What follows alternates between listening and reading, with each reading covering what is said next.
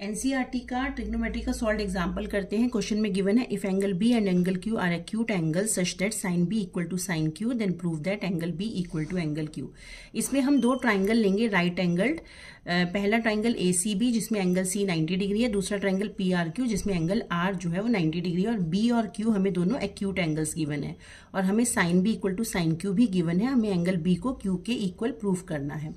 तो सबसे पहले हम साइन B की वैल्यू निकाल लेंगे। हमें पता है साइन थीटा होता है परपेंडिकुलर अपॉन में हाइपोटेन्यूज, तो साइन B हो जाएगा AC बाय AB। ऐसे ही साइन Q हो जाएगा perpendicular upon hypotenuse PR by PQ। तो ये हमने यहाँ पर लिख लिया। अब क्योंकि हमें साइन B और साइन Q इक्वल गिवन है तो हम इन दोनों रेशियोज को भी इक्वल कर लेंगे।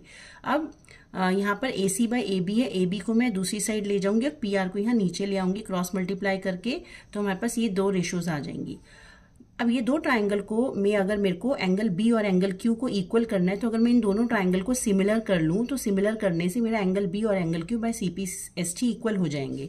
तो मेरे पास दो रेशियोज तो इक्वल आ गई, AC बाय PR और AB बाय PQ। अगर किसी तरीके से मैं BC बाय RQ को भी इक्वल कर लूँ इन दोनों के, तो उससे SSS से दोनों ट्राइंगल सिमिलर हो जाएंगे और CPST से एंगल B और एंगल Q इक्वल हो जाएंगे।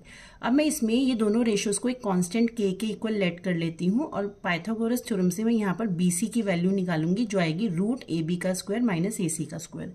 ऐसे ही QR निकालूंगी यहाँ से पाइथागोरस थ्योरम से, वो आएगा रूट PQ का स्क्वायर माइनस PR का स्क्वायर। अब इन दोनों को मैं डिवाइड कर लूंगी BC बाय QR, क्योंकि मुझे इन दोनों के इक्वल BC बाय QR लाना है। अब यहाँ पर AB और AC की जगह पर मैं यहाँ से AB को की वैल्यू PQ इंटू K को पुट कर सकती हूँ, तो ये K square into PQ square हो जाएगा।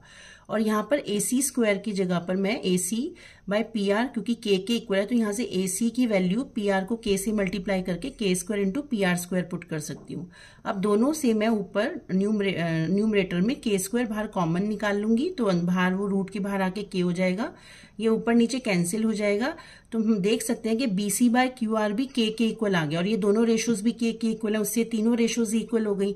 तो SSS से ये दोनों ट्राइंगल सिमिलर हो गए और बाय CPST एंगल B जो है वो एंगल Q के इक्वल हो गया। एनसीईआरटी का ट्रिग्नोमेट्री का सॉल्व एग्जांपल करते हैं। क्वेश्चन में गिवन है if angle B and angle Q are acute angle such that sine B equal to sine Q then prove that angle B equal to angle Q। इसमें हम दो triangle लेंगे right angled.